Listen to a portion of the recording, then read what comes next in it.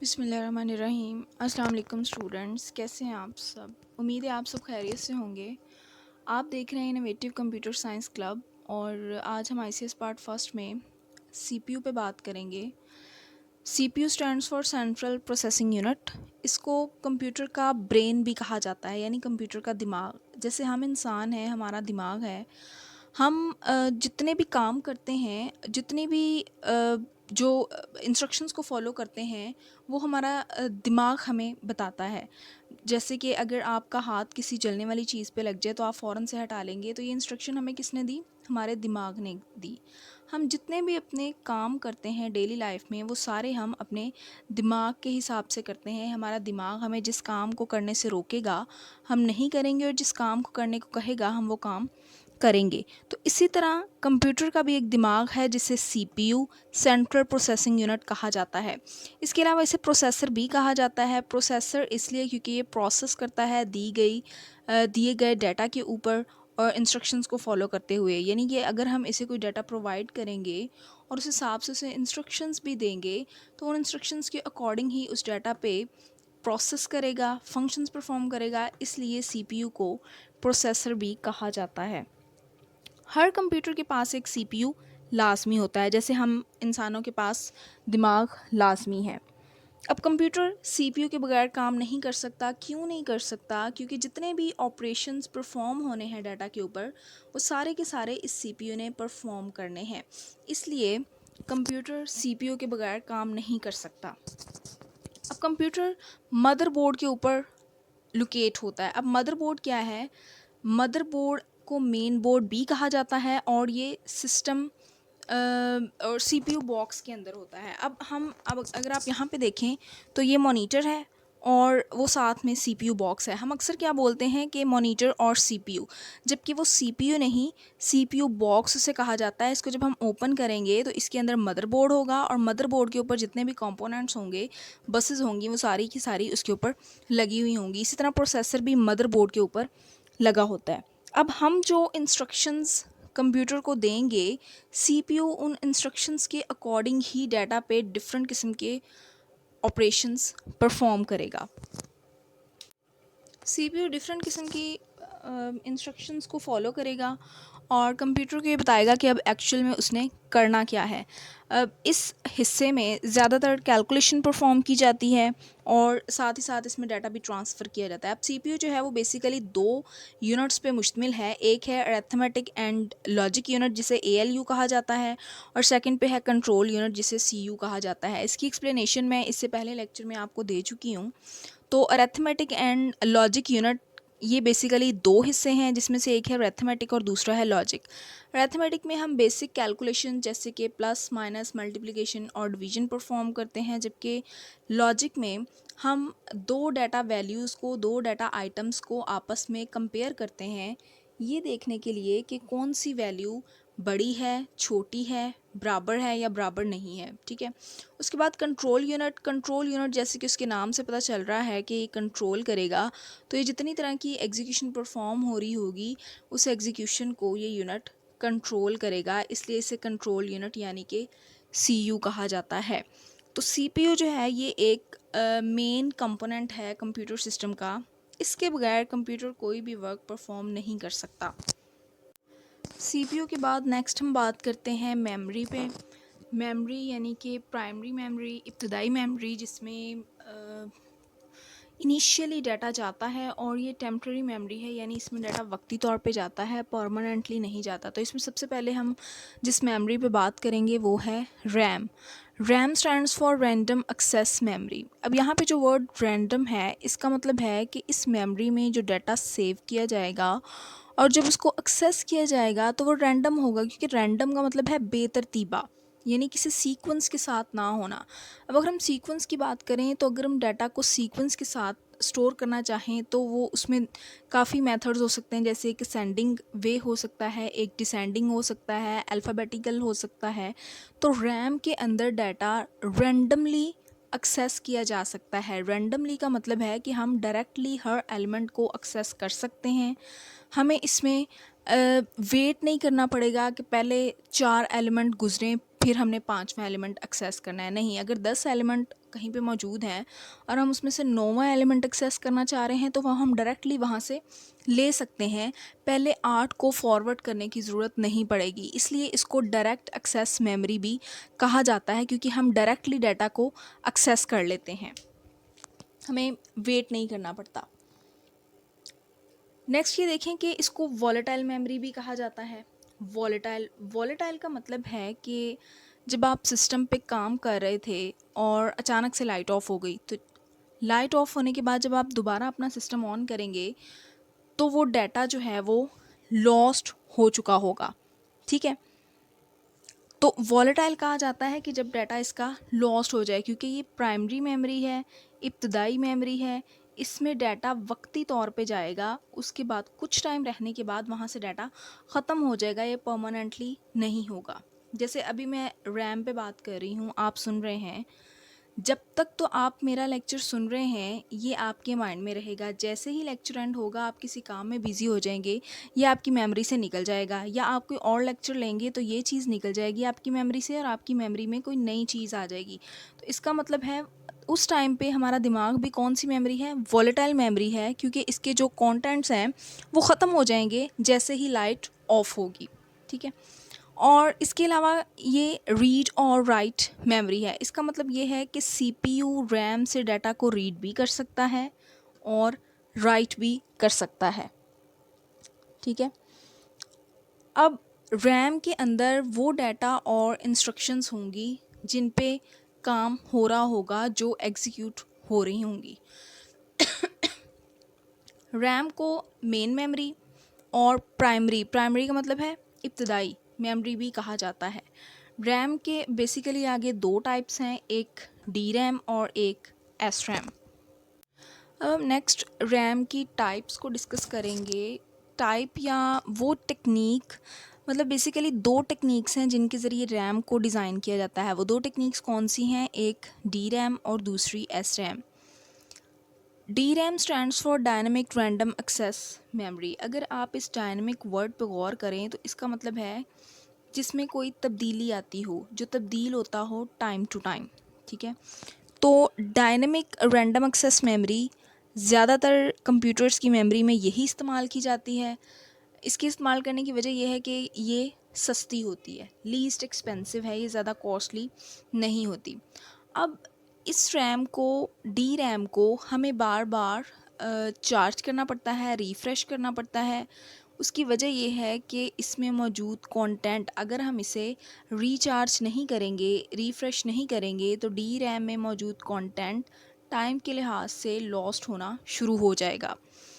तो इसलिए इसको बार बार चार्ज करना पड़ता है, इसलिए ये ज़्यादा पावर भी कंज्यूम करती है, इसे इलेक्ट्रिक करंट की ज़रूरत पड़ती है। अब जब डी रैम को चार्ज किया जा रहा होता है, उस टाइम में प्रोसेसर डी रैम से डाटा को एक्सेस नहीं कर सकता, उसको वेट करना पड़ता है। तो जब वो वेट करेगा तो इसका मतलब है कि इसकी स्पीड स्लो है, क्योंकि प्रोसेसर को वेट करना पड़ता है। अब जैसे हम अपना सेल चार्ज करते हैं, अगर हम अपना सेल फ़ोन या लैपटॉप चार्ज नहीं करेंगे तो टाइम के साथ साथ इसकी बैटरी डिक्रीज़ होनी शुरू हो जाएगी और एक टाइम आएगा कि वो ऑफ़ हो जाएगा। और अगर हम उसको फिर भी चार्ज नहीं करेंगे, काफ़ी अर्से तक वो ऑफ़ रहेगा, तो इसकी बैटरी ख़राब हो सकती है, जिससे हमारा सेल फ़ोन ख़राब हो सकता है। तो इसलिए हमें अपना सेल फ़ोन या लैपटॉप चार्ज करना पड़ता है। और ये भी कहा जाता है कि जब सेल फ़ोन चार्जिंग पे लगा हो तो उसे इस्तेमाल नहीं करना चाहिए। इसी तरह डी रैम को जब रिचार्ज किया जाता है, रिफ़्रेश किया जाता है, उसे इलेक्ट्रिक करंट दिया जाता है, उस टाइम में प्रोसेसर इसमें से डाटा को एक्सेस नहीं कर सकता। इस वजह से डी रैम की स्पीड जो है वो स्लो है। जो नेक्स्ट टेक्निक है रैम को बनाने की, वो है S RAM. S RAM stands for static random access memory. अब अगर इस वर्ड स्टैटिक को देखें तो इसका अगर लफ्ज़ी मतलब देखें तो इसका मतलब है मुंजमद, यानी कि ठहरा हुआ, जमा हुआ, जिसमें किसी किस्म की कोई तब्दीली ना हो। तो डायनामिक क्या था, जो तब्दील हो। स्टैटिक रैंडम एक्सेस मेमोरी ये तेज़ है डी रैम की निस्बत। तेज़ किस तरह है, क्योंकि इसमें हमें बार बार रिचार्ज या रिफ़्रेश नहीं करना पड़ता डाटा। तो जब इसको रिचार्ज नहीं किया जाएगा तो प्रोसेसर को वेट भी नहीं करना पड़ेगा इसमें से डाटा को एक्सेस करने के लिए, जबकि डी रैम में डाटा को एक्सेस करने के लिए उसको वेट करना पड़ेगा। इस वजह से एस रैम तेज़ है डी रैम की निस्बत। अब जो एस रैम है वो एक्सपेंसिव है, जबकि डी रैम क्या थी, लीस्ट एक्सपेंसिव यानी कि सस्ती थी। अब इस एस रैम का इस्तेमाल किया जाता है एक फास्ट मेमोरी बनाने के लिए। उस मेमोरी को कैशे मेमोरी कहा जाता है। कैशे वर्ड है कैशे। कैशे मेमोरी एक अलग से टॉपिक है जिसे हम नेक्स्ट लेक्चर में डिस्कस करेंगे। अब एस रैम में डाटा जो है वो रहेगा, इसको हमें बार बार रिचार्ज नहीं करना पड़ेगा, जबकि डी रैम को रिचार्ज करना पड़ेगा। यहाँ पे मैं आपको इन दोनों का डिफरेंस भी साथ साथ क्लैरिफाई करती चलूँ, क्योंकि ये जो क्वेश्चन है पेपर पॉइंट ऑफ व्यू से भी इम्पॉर्टेंट है और इसका डिफरेंस भी आ सकता है। तो डी रैम और एस रैम के कुछ डिफरेंसेस हम देख लेते हैं। सबसे पहला डिफरेंस क्या होगा कि D RAM stands for dynamic random access memory और S RAM stands for static random access memory. अब जो एस रैम है वो फास्टर है और डी रैम क्या है, स्लोअर है। Second difference. थर्ड डिफरेंस में हम कह सकते हैं कि एस रैम कॉस्टली है और डी रैम सस्ती है, ठीक है, लेस एक्सपेंसिव है ये। अब जो डी रैम है इसमें हमें ज़्यादा पावर देनी पड़ती है, इलेक्ट्रिक करंट देना पड़ता है, इसलिए ज़्यादा पावर कंज्यूम करती है, जबकि एस रैम ज़्यादा पावर कंज्यूम नहीं करती।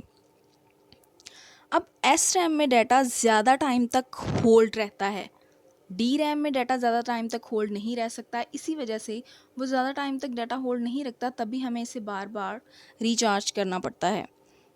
और जो एस रैम है वो थोड़ी कॉम्प्लेक्स है और डी रैम जो है वो थोड़ी कम कॉम्प्लेक्स है। तो ये कुछ मेन डिफरेंसेस थे रैम की टू टेक्निक्स के, डी रैम और एस रैम के। नेक्स्ट मेमोरी है ROM. ROM stands for read only memory. इस मेमोरी के अगर नाम पे थोड़ा सा गौर करें, जिससे हमें आइडिया होगा कि रीड ओनली मेमोरी यानी कि इस मेमोरी को सिर्फ रीड किया जा सकता है।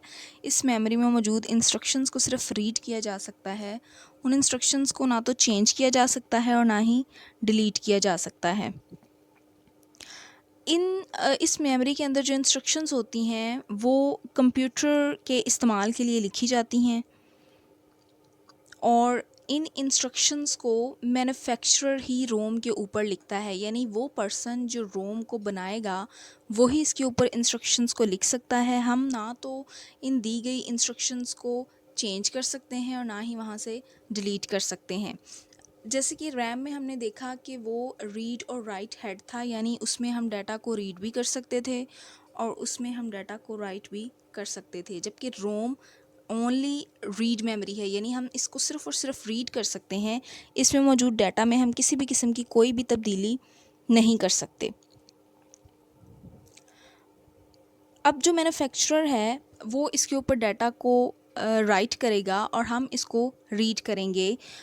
उसके बाद इसमें किसी किस्म की तब्दीली नहीं की जा सकती। जैसे ही हम अपना सिस्टम ऑन करते हैं, अपने सिस्टम को स्विच ऑन करते हैं, तो रोम के अंदर मौजूद जितनी भी इंस्ट्रक्शंस होंगी वो ऑटोमेटिकली कंप्यूटर की मेमोरी में लोड होना शुरू हो जाएंगी। अब रीड ओनली मेमोरी को चूँकि रीड ओनली मेमोरी है तो इसलिए इसको रीड ओनली मेमोरी ही कहा जा रहा है, क्योंकि इसमें हम डाटा को किसी किस्म की इसमें कोई तब्दीली नहीं कर सकते। अब ये मेमोरी अपने अंदर परमानेंटली डाटा को स्टोर करती है, जबकि रैम में हमने देखा कि वो वक्ती तौर पे डाटा स्टोर करती है। परमानेंटली डाटा स्टोर करने का मकसद ये है कि जब हम अपने सिस्टम को ऑफ़ करेंगे या लाइट ऑफ हो जाएगी तो उसके बाद इसमें मौजूद डाटा जो है वो लॉस्ट नहीं होगा, वो वहीं पे मौजूद रहेगा। चूँकि ये डाटा को परमानेंटली स्टोर करती है, इसलिए इसको नॉन वॉलेटाइल मेमोरी भी कहा जाता है, क्योंकि पावर ऑफ होने पे इसका कंटेंट लॉस नहीं होता, वो वहीं पे रहता है। तो रोम रीड ओनली मेमोरी है, इसमें हम सिर्फ़ और सिर्फ डाटा को रीड कर सकते हैं और मैन्युफैक्चरर जो रोम को बनाने वाला है वो सिर्फ एक दफ़ा इसके ऊपर डाटा को राइट करेगा और जैसे ही सिस्टम ऑन किया जाएगा इसमें मौजूद इंस्ट्रक्शंस ऑटोमेटिकली हमारे सिस्टम की मेमोरी में लोड होना शुरू हो जाएंगी। अब रोम में अगर देखा जाए तो इसकी भी 3 टेक्निक्स हैं, यानी कि इसकी 3 टाइप्स हैं, P ROM, E P ROM, E P ROM. Next हम रोम में मौजूद टेक्निक्स पे बात करेंगे, यानी इसकी टाइप्स। रोम की 3 टाइप्स हैं, यानी इसमें 3 तरह की टेक्निक्स का इस्तेमाल किया जाता है, P ROM, E ROM, E रोम। तो सबसे पहले हम पी रोम पे बात करेंगे। P ROM stands for programmable read only memory. अब रोम की ये टाइप इनिशियली इब्तदाई तौर पर बिल्कुल ब्लैंक यानी कि खाली होती है। यूज़र या मैन्युफैक्चरर यानी कि रोम को बनाने वाला इसके ऊपर डाटा को और प्रोग्राम्स को राइट करेगा स्पेशल डिवाइसेस के ज़रिए। अब इसमें जो डाटा और इंस्ट्रक्शंस होंगी वो सिर्फ एक बार लिखी जा सकेंगी। लिखते दौरान अगर इसमें किसी भी किस्म का कोई एरर आएगा तो उस एरर को रिमूव नहीं किया जा सकता, इसलिए ये अनयूजेबल हो जाएगी। तो पी रोम बेसिकली ब्लैंक होती है और इस पे यूज़र या मैन्युफैक्चरर जब लिखना स्टार्ट करेगा स्पेशल डिवाइसेस का इस्तेमाल करते हुए तो ख़ास ख्याल रखा जाता है, क्योंकि एरर आने की सूरत में उन एरर्स को रिमूव नहीं किया जा सकता और ये अनयूजेबल हो जाएगी। नेक्स्ट है E ROM. E ROM stands for erasable programmable read only memory. अब इसमें वर्ड यूज़ हो रहा है इरेजेबल, तो इसका क्या मतलब है कि इसमें डाटा को इरेज किया जा सकेगा। तो इनिशियल तौर पर ये जो रोम है ये भी ब्लैंक होती है। यूज़र या जो मैन्युफैक्चरर होगा वो इस पे डाटा को और प्रोग्राम्स को राइट करेगा स्पेशल डिवाइसेस का इस्तेमाल करते हुए। अब लिखते दौरान इसमें अगर किसी भी किस्म का एरर आ जाएगा तो उस एरर को रिमूव किया जा सकेगा अल्ट्रावायलेट रेस के ज़रिए। तो इस वजह से ये अनयूजेबल नहीं होगी। लिखते दौरान अगर इसमें कोई भी एरर आ जाए तो उस एरर को रिमूव किया जा सकता है और उसे दोबारा काबिल इस्तेमाल बनाया जा सकता है। नेक्स्ट है E ROM. E ROM stands for electronically erasable programmable read only memory. ये मेमोरी में जब डाटा जो है वो इरेज़ किया जाएगा और इंस्ट्रक्शंस को इरेज़ किया जाएगा इलेक्ट्रिकल पल्सेस के ज़रिए, यानी अगर लिखते दौरान इसमें किसी किस्म का एरर आ जाए तो इलेक्ट्रिक पल्स के ज़रिए उन एरर्स को रिमूव किया जा सकता है। अब इसमें मौजूद कंटेंट को हम इजीली इरेज कर सकते हैं, इस वजह से इसको मॉडिफाई यानी कि इसमें तब्दीली करना बहुत आसान है।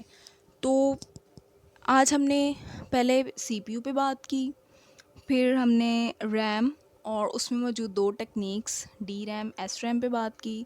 उसके बाद रोम और उसमें मौजूद तीन इसकी techniques P ROM, E P ROM और ई पी रोम पे बात की। इसके अलावा एस रैम और डी रैम का डिफरेंस भी मैंने आपको बताया। ये जो इस तरह के क्वेश्चंस होते हैं इनके डिफरेंस भी क्वेश्चन पेपर में आ जाते हैं जो मोस्ट इम्पॉर्टेंट होते हैं। आप यूँ भी कर सकते हैं कि या तो डिफरेंस को याद कर लें, उनका कॉन्सेप्ट ले लें और उसको फिर ख़ुद से इस तरह क्वेश्चन बना के लिख दें, या फिर क्वेश्चन को जहन नशीन कर लें, इसको कॉन्सेप्ट ले लें और फिर यहाँ से उसका हम डिफरेंस बना सकते हैं। इस तरह रैम और रोम का डिफरेंस भी बनाया जा सकता है। उम्मीद है कि आप ख़ुद इस पर प्रैक्टिस कर सकते हैं। इसके अलावा पी रोम और ई पी रोम का डिफरेंस भी बनाया जा सकता है। ई पी रोम और ई पी रोम का डिफरेंस भी बनाया जा सकता है। आप एक टॉपिक को डिफरेंट पॉइंट ऑफ व्यू से देख सकते हैं, क्योंकि क्वेश्चन एक ही होता है, चीज़ वही होती है जो हमने पढ़ी होती है, लेकिन जब पेपर में आती है तो उसको थोड़ा सा डिफरेंट एंगल से पूछ लेते हैं। नहीं, जैसे कहते हैं ना कि कान ऊपर से पकड़ लो या नीचे से पकड़ लो, होता कान ही है। तो क्वेश्चन वही होता है जो स्टूडेंट्स ने पढ़ा हो, लेकिन उसको पूछने का तरीका हर एक एग्जामिनर का डिफरेंट होता है और स्टूडेंट को क्वेश्चन पेपर देख के ये लगता है कि वो ये तो मुझे आता ही नहीं है, जबकि थोड़ा सा अगर दिमाग लगाया जाए तो वही कुछ होता है जो हमने पढ़ा होता है। सिर्फ समझ के पढ़ने का फ़र्क है। अगर हम रट्टा लगाएंगे तो हमें कोई भी चीज़ अक्सर स्टूडेंट्स में ये नेचर पाई जाती है कि जब उन्हें कोई क्वेश्चन दिया जाता है याद करने के लिए तो वो क्वेश्चन नहीं पढ़ते, वो जस्ट आंसर को रट्टा लगा लेते हैं और जब उनसे टेस्ट लिया जाता है तो वो कहते हैं कि ओहो, इसका आंसर कौन सा था, क्वेश्चन तो हमने पढ़े ही नहीं थे। लेकिन क्वेश्चन को ध्यान से पढ़ा करें और फिर खुद से भी सोचा करें कि इस क्वेश्चन को किस किस तरह किस किस एंगल से पूछा जा सकता है। तो उम्मीद है आपको आज का मेरा लेक्चर समझ में आया होगा। अगर आपको मेरा लेक्चर अच्छा लगा तो प्लीज़ लाइक कीजिएगा और अगर आपका कोई क्वेश्चन हो तो कमेंट भी कीजिएगा। अगर आप मेरे चैनल पे नए आए हैं तो इसे सब्सक्राइब भी कीजिएगा और इस लेक्चर को अपने दोस्तों के साथ शेयर भी कीजिएगा। अपना और अपने प्यारों का बहुत सा ख्याल रखिएगा। देखते रहिए इनोवेटिव कंप्यूटर साइंस क्लब। मिलेंगे इंशाल्लाह अपने नए लेक्चर के साथ। अल्लाह हाफ़िज़।